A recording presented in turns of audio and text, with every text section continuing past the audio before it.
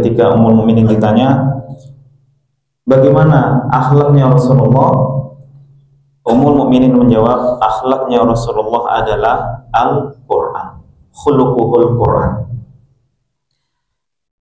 Pada siang hari ini kita akan mencoba membahas tematik yang tadi disampaikan oleh Ustaz Rahim,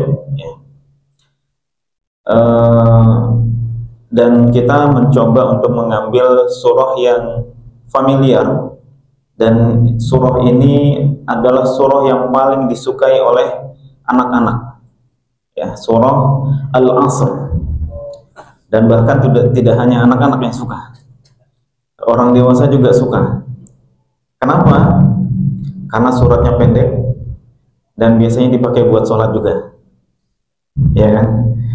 Dan biasanya kalau anak-anak TK atau madrasah diniyah, penutupnya dengan surah Al-Asr ini. Kalau sudah wal asr innal insana lafi khusr illal ladzina amanu wa 'amilus solihati wa tawasaw bil haqqi wa tawasaw bis sabr. Udah, itu udah wajahnya itu udah sumringah udah, karena udah pulang gitu. Nah, di surah Al-Asr ini, surah Al-Asr ini Allah mengawali dengan waw qasam. Waw qasam itu adalah kata sumpah. Kalau sudah Allah memulai dengan kata sumpah, berarti kita sebagai hambanya harus pasang mata, pasang telinga, dan harus segera untuk mentaati. Kenapa? Karena ada titik keseriusan di sini. Dimulai dengan wal asr, demi masa, kata Allah. Nah, masa di sini 24 jam. Karena nanti kita akan mendapatkan wal fajr, kan? Ada lagi nanti awal surahnya wal laili, ada lagi nanti wad duha, Nah, ini waktu-waktu yang tidak utuh 24 jam. Tapi kalau wal asr, wal asr utuh selama 24 jam. Nah, kata Allah, wal asr, demi waktu, demi masa, demi waktu 24 jam, kata Allah, innal insana lafi khusr. Sesungguhnya manusia benar-benar berada dalam kerugian. Benar-benar berada dalam kerugian. Nah, di sini kita sudah terkena vonis, kan? Terkena vonis semua manusia, tanpa terkecuali, baik itu saya yang sedang berada di depan, ataupun semua jemaah di sini, semua kita terkena vonis merugi. Innal insana lafi khusr. Sesungguhnya manusia, semua manusia benar-benar berada dalam kerugian. Kita terkena vonis. Nah, yang bagaimana yang tidak terkena vonis? Yang tidak terkena vonis itu sebagaimana yang Allah sampaikan di dalam surah Az-Zariyat, wa ma khalaqatul jinna wal insan illa liya'budun, kata Allah. Tidaklah kuciptakan jin dan manusia kecuali hanya untuk beribadah kepadaku selama 24 jam. Nah, kita sekarang mencoba untuk mengoreksi diri kita. Apakah 24 jam kehidupan kita sejak bangun tidur tadi sampai bangun tidur besok bernilai ibadah atau tidak? Kalau seandainya tidak bernilai ibadah, wajarlah kita terkena vonis khusr, merugi. Karena kalau kita mencoba flashback, mi'rajnya Allah Subhanahu wa taala ke langit untuk menjemput perintah sholat, kan? Awal perintah sholat itu dikasih berapa? Kata Allah ngasih berapa waktu? Selama sehari itu berapa? 50 kan? 50 itu untuk 24 jam. Artinya apa? Jadi 50 itu betul-betul dilaksanakan selama 24 jam itu.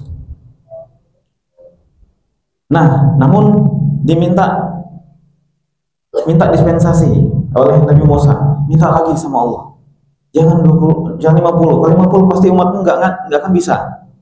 Minta korting, naik lagi di korting 50%, 25, sampai akhirnya 5 waktu selama 24 jam. Ya. Nah, artinya 24 jam itu Allah inginnya semua hambanya ini, yang kita berada di ruangan ini, Allah sangat ingin nilainya adalah ibadah full. Nah, kita coba melihat bagaimana dalam perjalanan Rasulullah SAW, ya. Digeser mungkin ya. Ya. Bagaimana Rasulullah SAW menjadikan 24 jam ini bernilai ibadah. Ya. Nah, kita coba perhatikan. Rasulullah SAW bangun tidur mengawali dengan baca doa.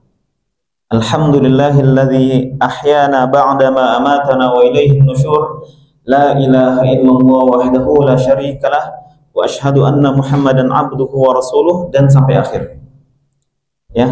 Nah, kemudian setelah itu beliau, ya, dalam satu riwayat Rasulullah keluar rumah dan kemudian melihat langit, menatap langit.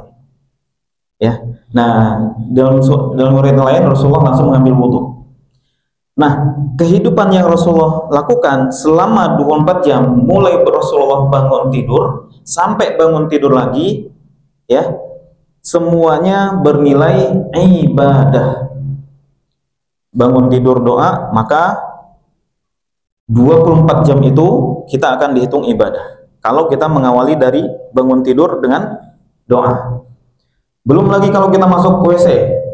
Masuk WC, kalau kita mengawali dengan doa, maka selama di dalam WC itu dihitung ibadah. Kalau kita makan diawali dengan doa, maka dihitung ibadah, dan sebagainya. Nah, ini memang pembahasannya ada sendiri. Ya. Nah, tadi di ayat kedua, innal insana lafi khusr. Sesungguhnya semua manusia benar-benar berada dalam kerugian, kecuali, kata Allah. Ini jawabannya itu ada di ayat ketiga. Illalladzina amanu. Yang pertama, illalladzina amanu wa amilus solihati. Yang kedua, wa tawasaw bil haqqi wa tawasaw bis sabr. Ada 4.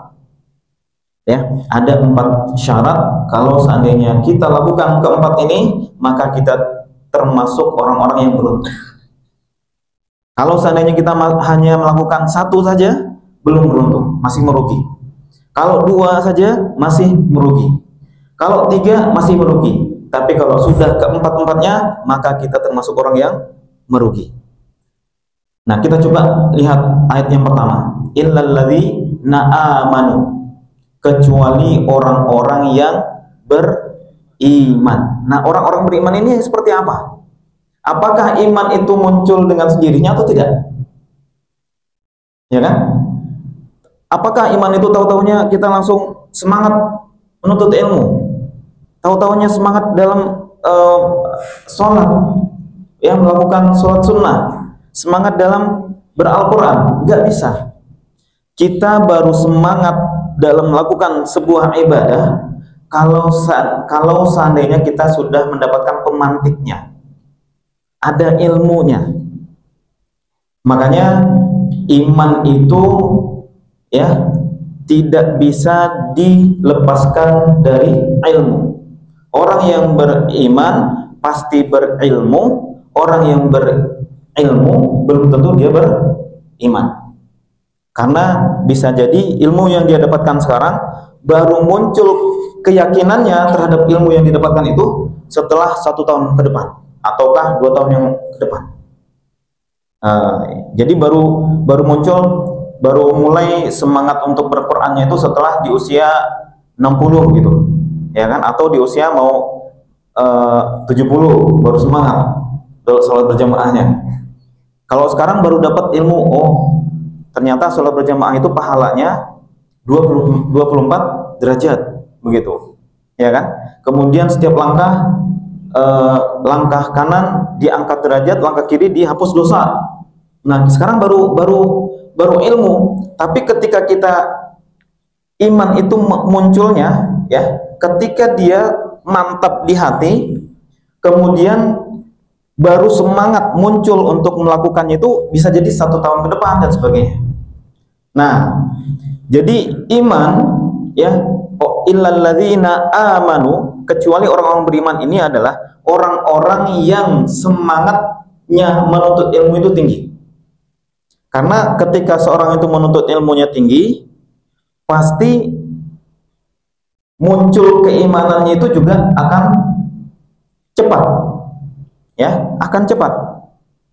Nah, sebagai contoh begini, jadi setiap ibadah yang kita lakukan, semua ibadah yang kita lakukan itu ada ilmunya, ada SOP yang telah disyariatkan. Jadi kita melakukan ibadah itu nggak bisa sesuai dengan keinginan kita, nggak bisa. Wah, saya takbirnya begini, nggak bisa. Harus sesuai dengan SOP-nya, dalilnya. Jadi kalau kita takbir, ya, takbir itu sedekapnya di sini, itu harus ada dalil. Di sini harus ada dalil. Semuanya harus ada dalil. Itu semua ibadah. Ya. Nah, kita coba mengenai Al-Qur'an. Ya, Al-Qur'an itu ketika kita membaca Al-Qur'an itu juga ada SOP yang melekat di situ. Apa SOP-nya? Ya sebagaimana kalau bapak-bapak di kantor gitu ya, kan ada SOP kantor ya, ada peraturan kantor yang mengikat gitu. Nah, sama halnya ketika kita melakukan ibadah, ada syariat, ada SOP yang harus kita lakukan. Nggak bisa kita lakukan sesuai dengan keinginan kita. Kalau seandainya kita melakukan ibadah sesuai dengan keinginan kita, maka ibadah itu tertolak. Ya, tertolak. Nah, apalagi ketika kita membaca Al-Qur'an, ya, ketika kita membaca Al-Qur'an, kemudian Al-Qur'an itu kita memahaminya, yang penting asal bunyi. Yang penting asal bunyi. Contoh begini. Bismillahirrahmanirrahim. Innal ladzina kafaru sawa'un 'alaihim anzartahum am lam tunzirhum la yu'minun. Nah, itu namanya asal bunyi. Padahal di antara semua bacaan yang ada, baik itu Al-Qur'an, doa, hadis ataupun yang lain begitu ya. Kalau kita membaca doa, makhrajnya tidak tepat, kita nggak dosa. Ya, tidak tepat, tidak dosa. Panjang pendeknya nggak pas, nggak dosa. Tetap Allah kabulkan. Contoh, Rabbana atina fid dunya hasanah wa fil akhirati hasanah wa qina adzabannar. Jadi tidak menggunakan tajwid, itu tidak dosa. Kalau kita membaca hadis, itu juga tidak menggunakan ada panjang pendeknya, itu juga nggak dosa. Kalau kita membacanya itu salah-salah. Innamal a'malu binniyat wa innamal likulli imrin ma nawa, begitu. Jadi tidak ada SOP ini harus panjang, ini harus dengung, itu nggak ada. Tapi ketika kita membaca Al-Qur'an, karena ini adalah kalamnya Allah langsung, kalamnya, perkataannya Allah, yang kalau hambanya membaca harus betul-betul sesuai dengan apa yang Allah turunkan kepada Jibril, kemudian Jibril kepada Nabi Muhammad SAW. Jadi bacaan kita itu harus betul-betul sama seperti apa Allah Subhanahu wa taala menyampaikan ke Jibril, seperti itu pula kita membaca Al-Qur'an itu. Jadi membaca Al-Qur'an itu tidak boleh asal bunyi, asal nyamber. Nggak bisa. Ya. Nah, sehingga para ulama menjadikan hukum orang yang membaca Al-Qur'an dengan ilmu tajwid, ya, yang melekat SOP di dalamnya, hukumnya adalah fardu ain. Fardu ain. Fardu ain itu kalau seandainya kita salah, makhrajnya salah, ya, maka ya yang akan kita dapatkan adalah dosa. Kalau seandainya kita melakukannya dalam kesengajaan. Kalau kita membaca Al-Quran panjang pendeknya, wah saya tahu, saya nggak tahu nih, gitu kan? Panjang pendeknya yang mana sih sebenarnya, gitu, ya kan? Atau dalam hati kita itu betul-betul sudah menolak untuk belajar Quran, maka hukum fardu ain berlaku untuk dia. Nah, jadi fardu ain itu ya berlaku untuk mereka yang enggan belajar Quran. Dia enggan belajar Quran, malas belajar Quran, dan dia tetap memaksakan baca Al-Quran dengan kondisi banyak kesalahan, makhrajnya yang tidak tepat dan sempurna. Maka setiap dia membaca Al-Quran, sebagian pahala dia dapatkan, sebagian lagi dosa. Nah, namun kita jarang yang betul-betul sadar bahwasanya baca Al-Quran itu harus betul-betul dengan ilmu tajwid, ya kan? Nah, kapan hukum fardu ain ini gugur? Ya, gugur fardu ain ini ketika kita menghilangkan perasaan enggan untuk belajar Quran. Saya ingin belajar Quran. Nah, ketika kita sudah belajar Quran, kalaupun terjadi kesalahan, ya, walladzina yaqra'una al-Qur'an wa yata'ta, kata Rasulullah, ya, falahu ajran. Ya, orang yang baca Al-Qur'an dalam kondisi dia terseret-seret, dia dalam berat, begitu. Ya, terseret-seret itu artinya ya apa namanya? Ngeja, begitu ya. Artinya kalau dia ngeja berarti kan kesalahannya banyak tuh. Apakah dengungnya kurang, ya kan, makhrajnya kurang dan sebagainya. Nah, orang seperti ini ketika dia mau menghilangkan perasaan malas untuk belajarnya, maka hilang fardu ain kepada dia. Bahkan orang yang seperti ini mendapatkan dua pahala sekaligus, falahu ajron. Ya, pahala yang pertama dia belajar, pahala yang kedua dia beratnya dalam membaca Al-Quran tersebut. Nah, inilah keinginan, ya, bagaimana caranya kita mampu membaca Quran itu sesuai dengan ilmu tajwid, ya. Jadi kita membaca Al-Quran itu betul-betul harus, ya, jangan sampai asal bunyi. Nah, yang paling repot lagi begini Bapak-bapak, contoh ketika kita pakai ketika sholat begitu, karena satu-satunya bacaan, ya, yang rukun, ya, yang dalam sholat itu Al-Fatihah, ya kan? Ketika Al-Fatihah satu huruf saja salah, maka kita tervonis sholat kita batal, tidak diterima. Ini beratnya di sini, ya. Nah, kalau seandainya kita contoh baca begini, contoh bacanya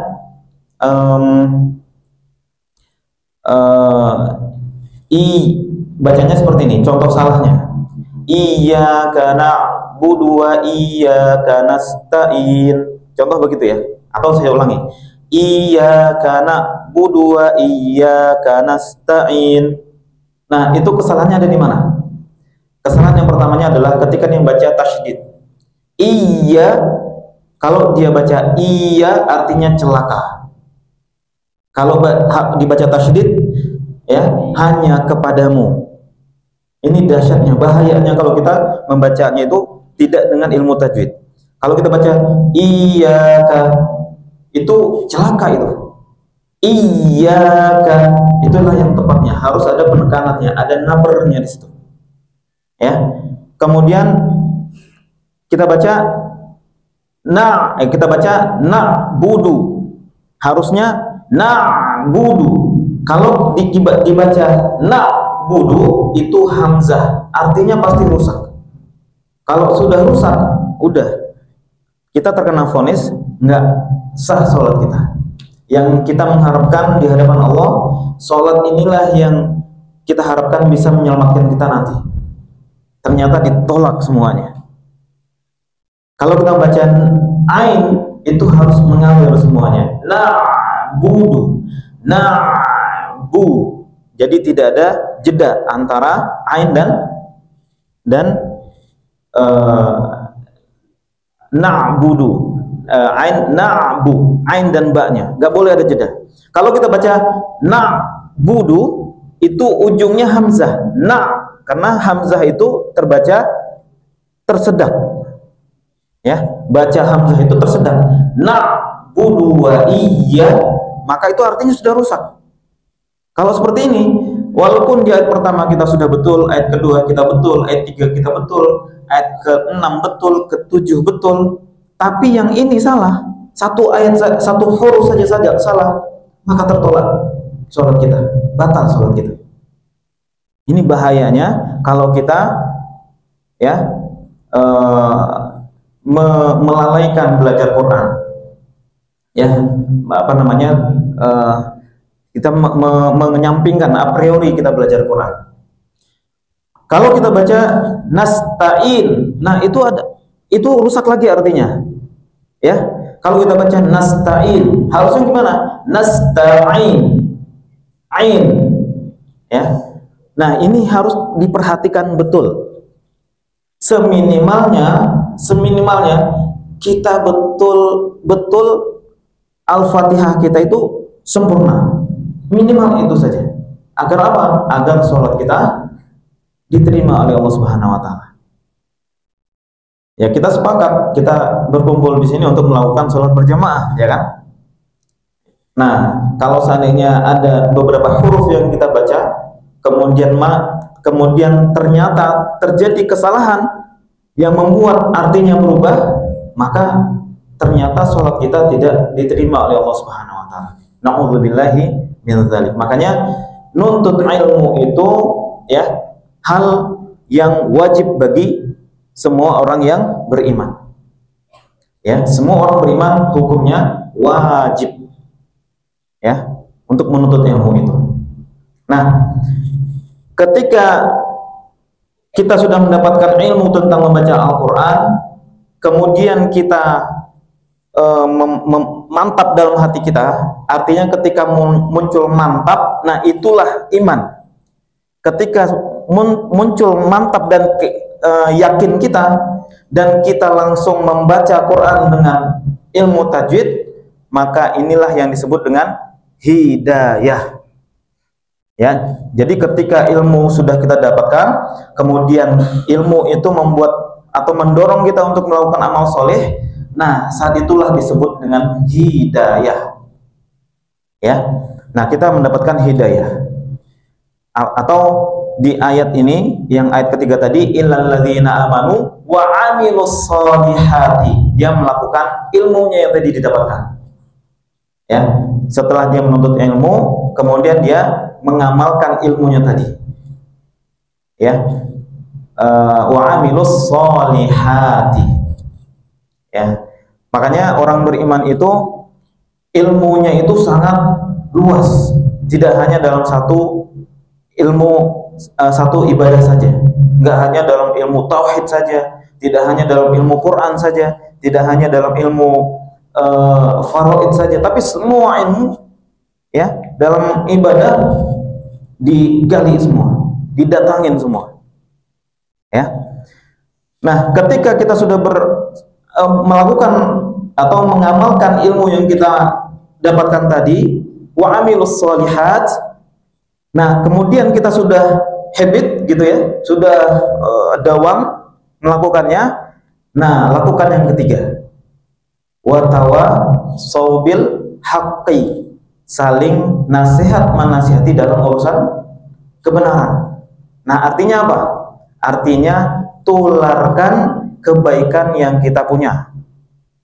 Ya, artinya ajak saudara-saudara kita, ayo kita ngaji, ayo kita sholat masjid, ayo kita hadir dalam majelis ilmu, ayo kita, ayo. Nah, di sini wa amilus shalihat wa tawasau bil haqqi. Nah, kalau seandainya kita belum mampu untuk melakukan ini, maka kita masih termasuk orang yang merugi. Tapi kalau kita sudah melakukan poin yang ketiga ini, sudah ngajakin orang untuk bisa beramal soleh seperti kita lakukan, nah tinggal satu amalan lagi yang kita lakukan agar kita termasuk orang-orang yang beruntung. Apa itu? Watawa sawbis sabar. Nah, saling menasihati dalam urusan kesabaran. Nah, kesabaran ini ada dua. Kesabaran yang pertama, kesabaran dalam urusan ketakwaan. Contohnya bagaimana? Contohnya itu kita berada dalam majelis ilmu itu harus dibetah-betahin, harus disabar-sabarin. Contohnya ketika kalau kita sudah nggak sabar, itu bawaannya itu udah nggak nyaman duduk itu. Inginnya keluar, inginnya nggak menyimak. Nah, ketika kita berhasil untuk bertahan, nah itulah yang disebut dengan sabar dalam urusan ketakwaan. Nah, mungkin Bapak pernah mendengar sebuah riwayat hadis di mana ada kasus seperti ini ya, ketika Rasulullah sholat qiyamul lail, kemudian Ibnu Mas'ud ya datang langsung nempel di sampingnya Rasulullah, artinya beliau ingin berjamaah dengan Rasulullah. Ketika Ibnu Mas'ud ini nempel, ya kan, Rasulullah membaca surah Al-Baqarah, ya kan.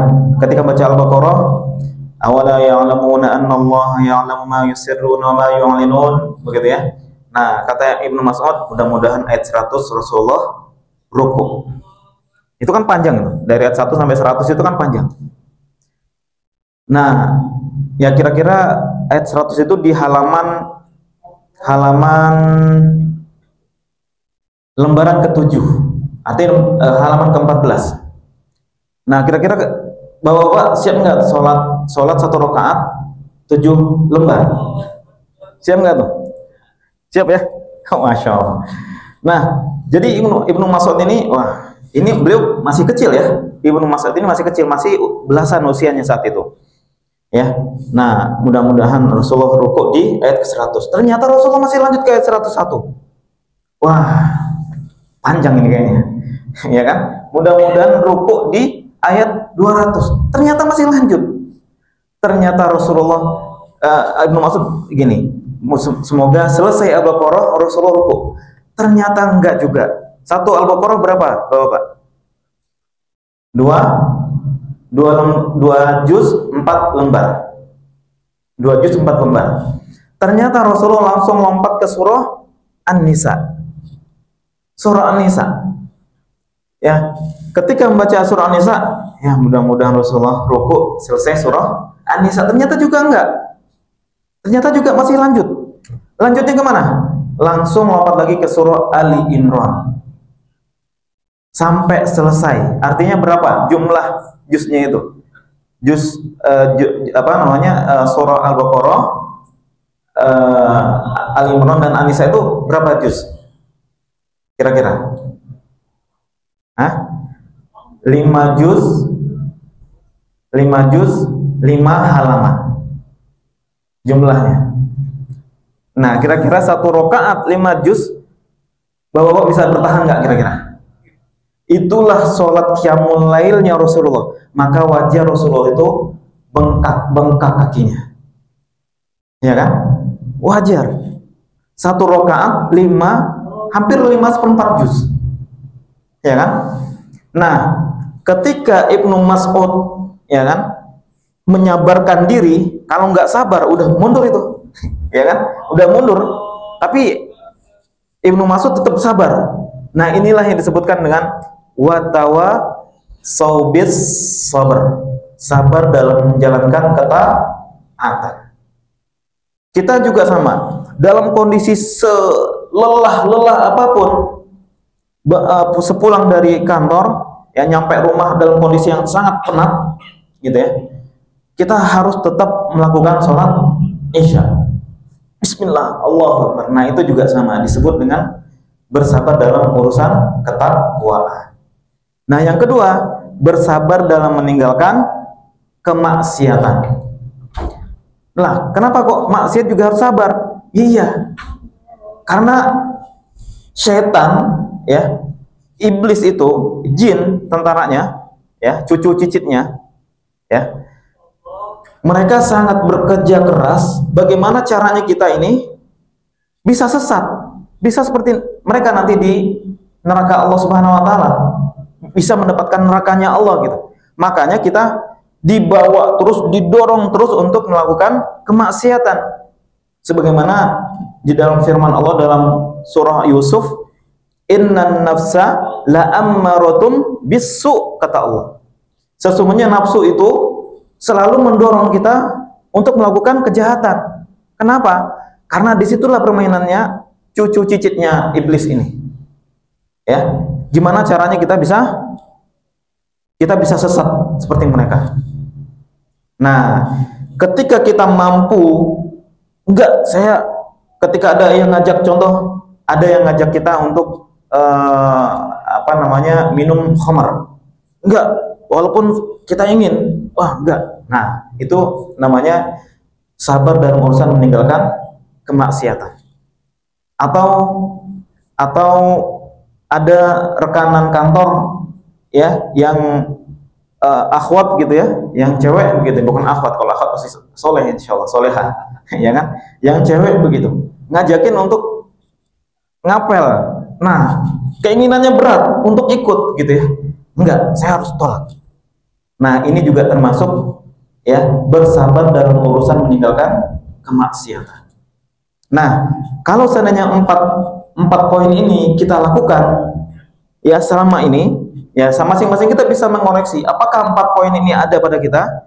Yang pertama, beriman kepada Allah, kemudian wa'amilus shalihat, ya, beramal soleh. Yang ketiga, watawasau bil haqqi, ya, ngajakin orang, menularkan kebaikan kepada orang lain.